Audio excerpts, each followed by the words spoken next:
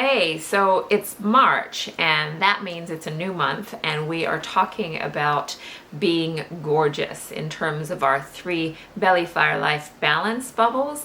Be gorgeous is the bubble we're talking about this month. In particular, we're discussing our health and our fitness and how our midlife transition, if you like, has impacting on our health and fitness. And I'm going to share with you one thing that's been happening with me lately is that I'm actually finding that my body is just not doing the things it used to do anymore.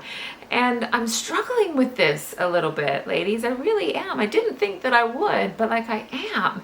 I've always been a super active person.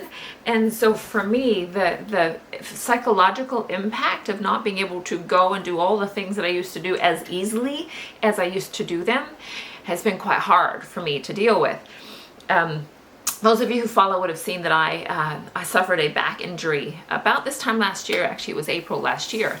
And I've been trying to recover from that for a while, and I've had to change my routine quite a lot to do so.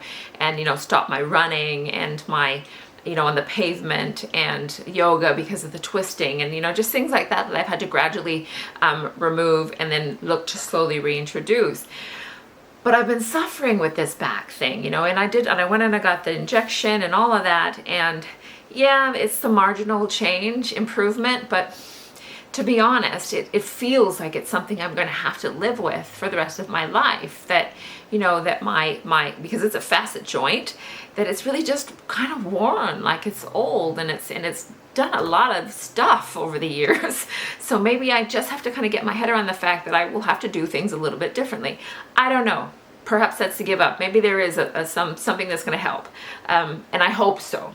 But in the meantime, I'm aware that I have to make some changes, because what's also happening, guess what, is that now that I've got this back injury, I have been finding that I'm overcompensating, which means that I'm finding myself with kind of hip problems, or my knee goes out, or stuff like that I just think, oh my Lord, it's just one thing after another. So I'm trying to get my head around all of those things and figure, okay, here's the thing, Lonnie, you're getting older. As we get older, what are some of the things that happen, and why are these things happening? And more importantly, what can you do in your lifestyle to make that transition easier for you? So this is what I've been doing.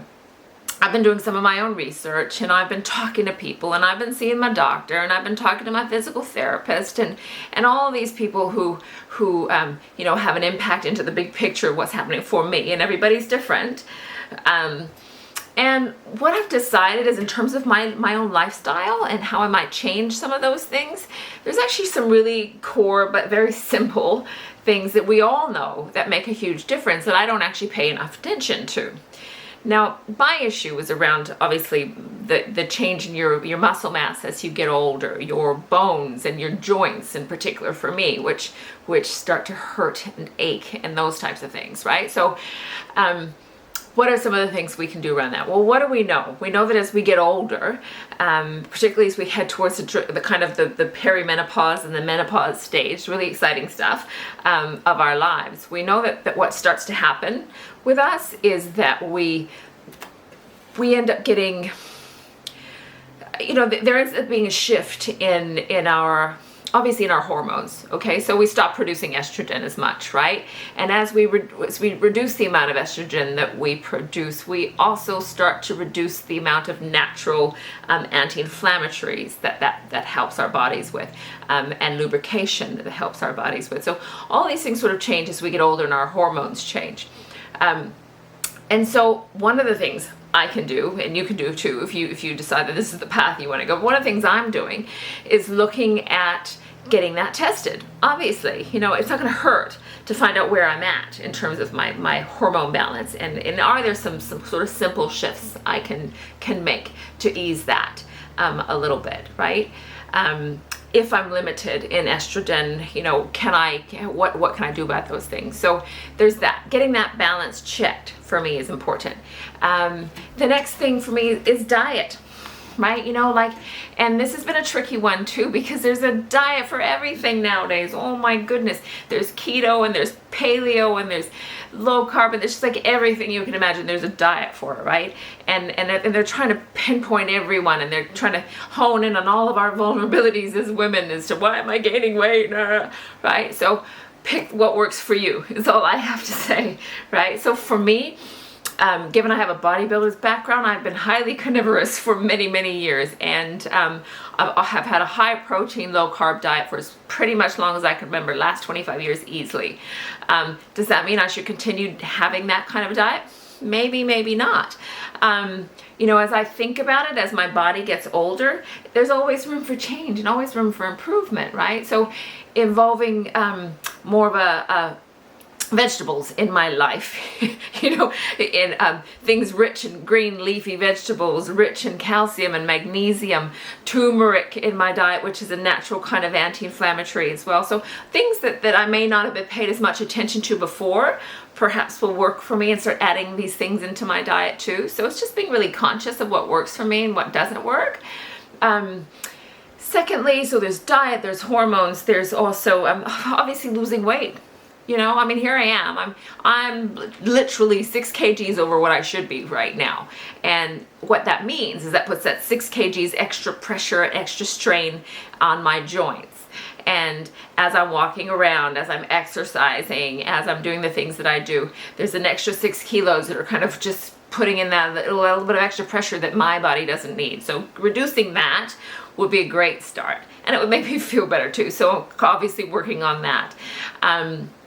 Next is stress, like, right? Magic. And easier said than done though, isn't it? Reduce stress in your life, because what happens with stress, right? Stress causes, you know, a creator of cortisol, which is your stress hormone, right?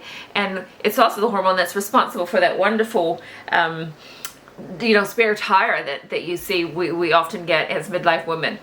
Cortisol is responsible for that. It's hormones. Again, you know, getting that all balanced and looked at be really, really helpful.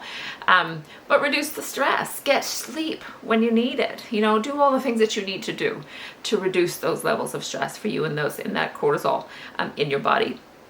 Lastly, it's about exercise, low impact exercise. Now, I know you're all saying, oh, but Lonnie, you're doing F45, and that's really crazy, and that's so high. And well, for one thing, yes, I am, and I absolutely love it, and I'm totally addicted. But what I do know, having a really intimate familiarity with my own body, is that I know the difference between high impact and high intensity. And I can be very highly intense, but not high impact on my body. You know, and so there's a major difference in those two things. I'm not slamming myself if I know that that's going to be bad for my joints and my bones and my muscles as they get older. I'm certainly not going to be jumping up and down off the boxes if I know that I have a knee problem or if that my hips are hurting. You know, it's just being really conscious of what your body needs and doesn't need and how you utilize that. Does that mean I can still get my intensity levels up high? Hell yeah! I'm kicking it at the end of that class. I'm dying. So it's just figuring your own self out and figuring out what works for you. So for me, I'm on this journey, and I don't see it as a journey that's going to end in any particular time. I see it as a journey that's going to kind of go round and round and round and round, and that there will be a point at which I become more familiar with how my body's changing and I adapt quicker and easier.